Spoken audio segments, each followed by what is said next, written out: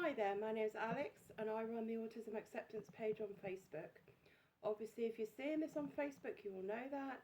If you're seeing it on YouTube, I'll drop a link in the comments section to my Facebook page where you can go along and check it out.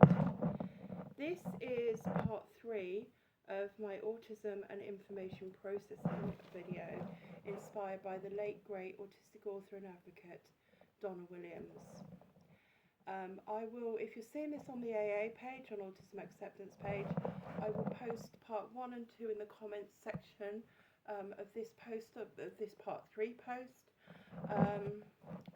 I started off, I talked about a quick recap, talked about a hypothetical camel and the straws on its back, the different types of straws on its back, and what we need to do to remove them.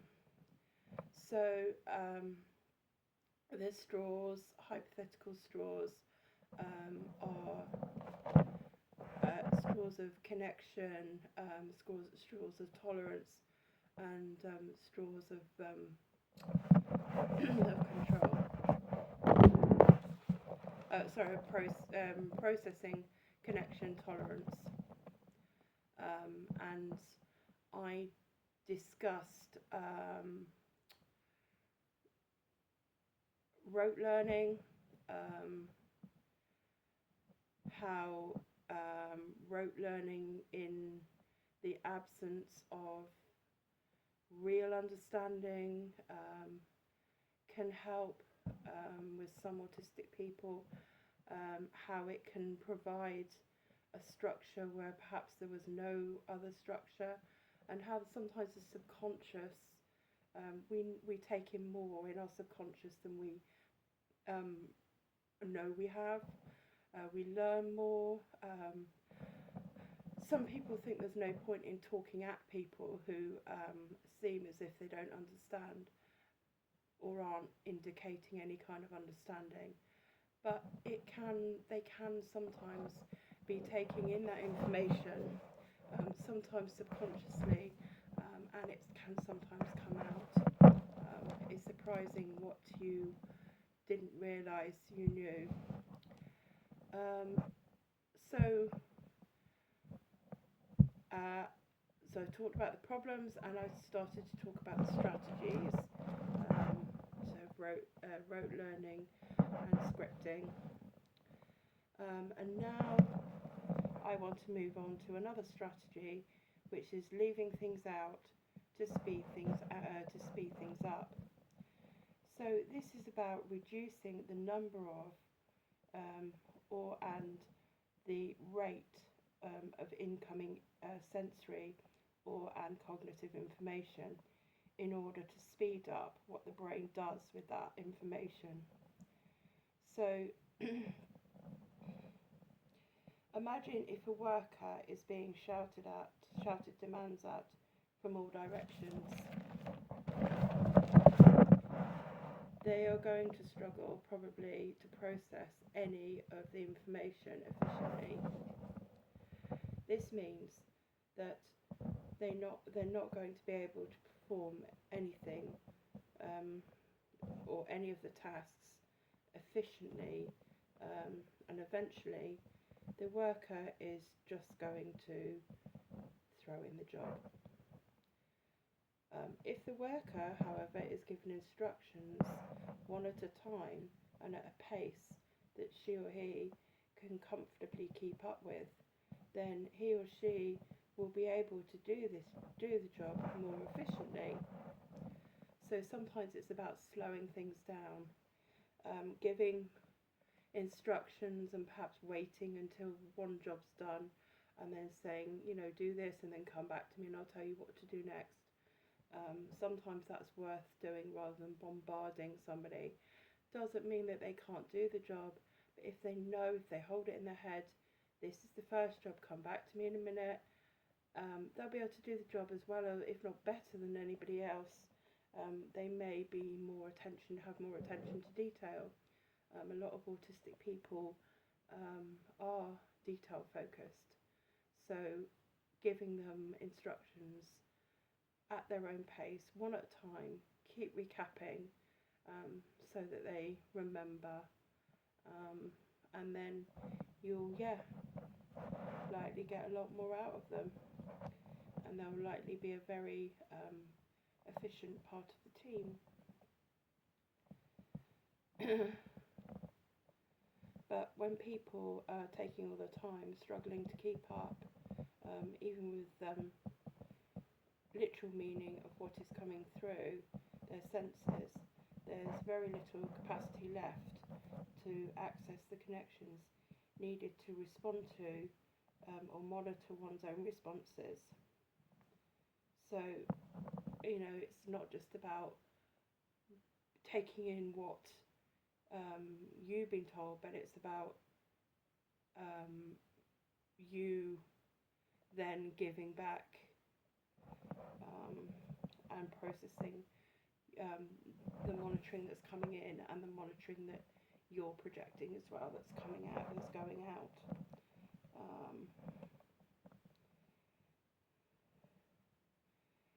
So there are two ways to cut down on excess information mechanically. So transportable ways used by the person themselves, and making the environment adapt to cut down irrelevant, excessive and distracting sensory information. So translatable means, some of the translatable means, Erlen lenses. So these are glasses with different coloured tinted lenses. Donna Williams talked about seeing her world in bits because everything was too much coming in, too much visual information coming in, and her brain couldn't keep up with the tsunami of processing, accessing, to process, access and monitor what was relevant and what wasn't. So the garbage was going in with all the important information, but wasn't being chucked back out and sorted. These lenses can help with that visually. So that that's obvious on a visual level. The ear defenders or discrete earplugs, such as Flare. If you go on YouTube, you've seen on the autism content creators. You've seen them talk about Flare earplugs and stuff, I'm sure. Discrete plugs that go into your ear and apparently don't make you sound muffled, but they just cut out the sharpness of the audible overload. Cutting down on excessive sound information, which can sometimes cause distraction or be uncomfortable, which can cause distracting or uncomfortable biochemical talkback. So I hate the sound of drills or motorcycles, and although common sense tells me there's nothing to be scared of, I found that these cause a mix of fear sensation and nails down a chalkboard sensation. Hand dryers, especially suction hand dryers in public toilets, can give me this kind of response. Personally, these things are not something I'm exposed to a lot, so I can't justify earplugs. I just rechannel the sensation mentally, so it's less jarring, and I'll know that it will pass shortly. However, ear defenders or earplugs could help some people in these situations. I did have a big fear of hand dryers, especially the suction ones, and drills when I was a kid. It's better now, but still not. I'm still not great with them. From a nervous, a fierce kind of sense, and the kind of biochemical, the nails down a chalkboard sense. Although, like I said, as an adult, I've learned to deal with things like that.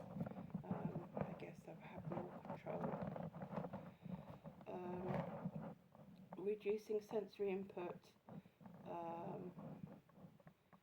in senses you don't need for a particular situation. So, have you ever noticed how a blind person can sometimes appear to have supersonic hearing? A really acute sense of touch, or good shadow senses. This isn't necessarily because they actually do have better hearing or a better sense of touch, smell, taste, etc. It could be that their brain isn't dedicating processing space to the lost sense, so that processing gets focused more on the senses that do work. The processing mechanics have less to do, so it is more efficient. It's more efficient. So if you need to take in verbal information from shutting out stimulus from visual, tactile, smell, that might help you to better access, process and monitor the verbal information. Keeping things concrete, observable, tangible and more quickly able to be interpreted. So imagine that you're talking to a foreigner who can get by in English but isn't completely fluent. You probably keep information as concrete and as to the point as possible, so as not to confuse them. That way you know that they can better follow what you are saying. This approach works well also with people who have inefficiencies in processing, accessing and monitoring people such as some of those on the autism spectrum.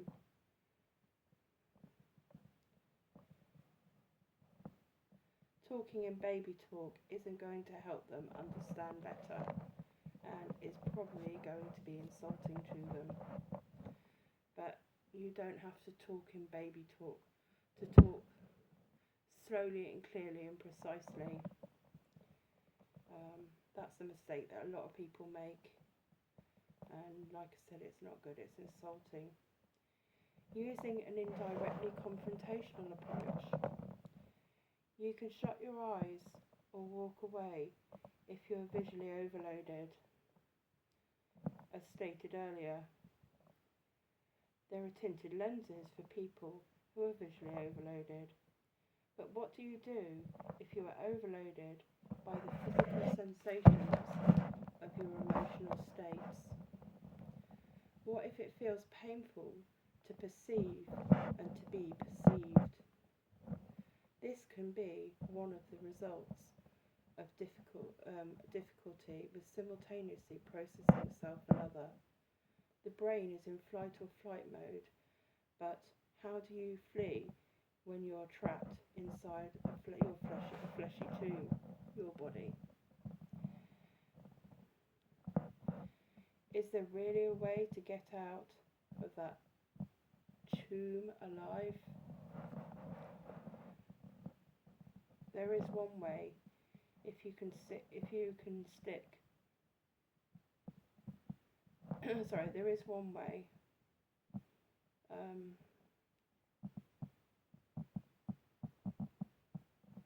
If you can stick that wall back up between the cognitive brain and the sensory emotional brain, and trick the emotional brain that what's going on has nothing to do with you or it.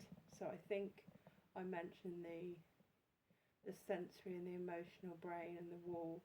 I think I mentioned that in the first video, but you kind of get the gist of what I'm saying, hopefully. So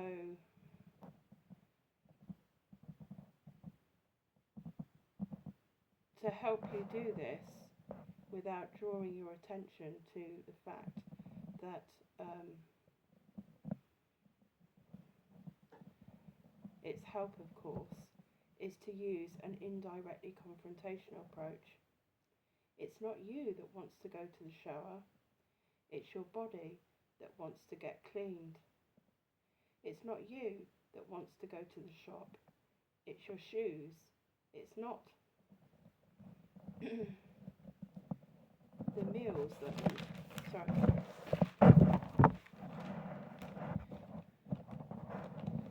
it's not you that wants to wash the dishes, it's the dinner dishes that want to be washed and be cleaned. You are just assisting them in doing this.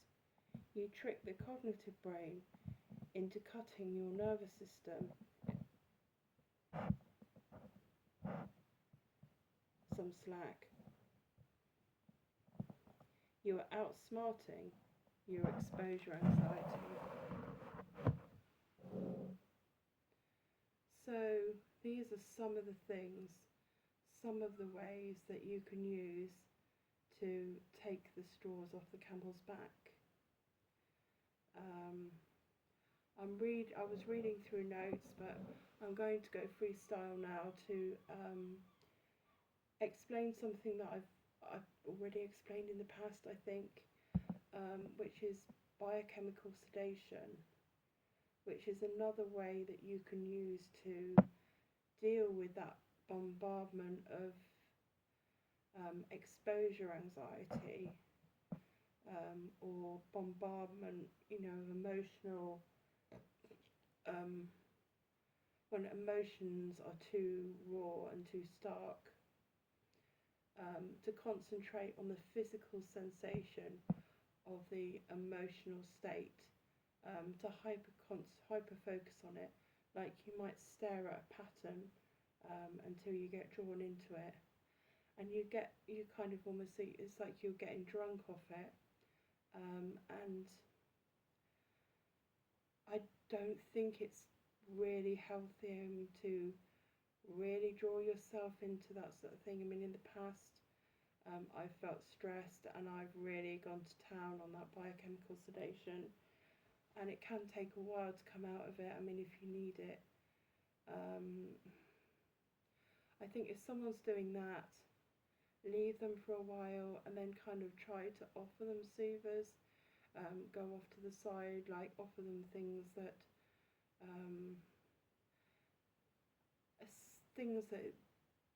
all sensory things that they love, all sensory things that could tempt them, or anything that could tempt them. Basically need to sell them the idea of coming out of the biochemical sedation, if it's gone too far. But it can be a good thing, and there's different reasons you might do it.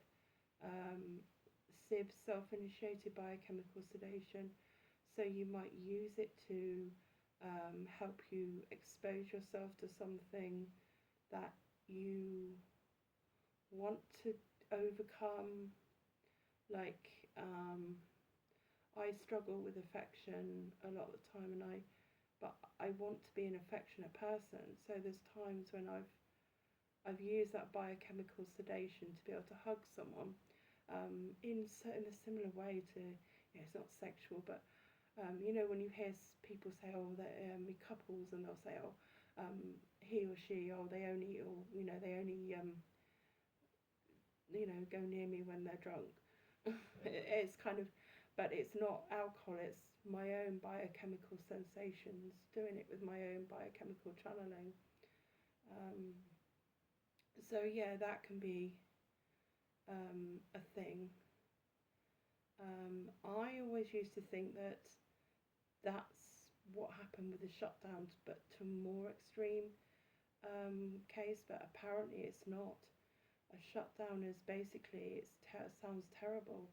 It's like an implosion, like the feelings you get from a meltdown, but it's all locked inside. And I think I don't ever remember having proper meltdowns or shutdowns, and I think it's because I somehow learnt, came across got the idea of using this biochemical sedation. I don't know what other people think of that, but yeah, perhaps if I didn't do this, the biochemical channeling thing, the sensory mindfulness, the biochemical sedation, whatever you want to call it, perhaps I would have had meltdowns and shutdowns. I had panic attacks in certain instances. But yeah, people have things to different degrees, and the brain and the nervous system is a very complex thing. And yeah, it's interesting to think about. I think as well, if you can work out, try to understand yourself, try to understand what happens, why it happens, and then you may be more in control of it. And even if you're not in direct control of managing it, you know what it entails. So I guess it's less trauma on your nervous system. Knowledge is definitely power, I think. So finding out about yourself and what makes you tick, what makes you do what you do, what makes you feel what you feel, I think that can only be a good thing.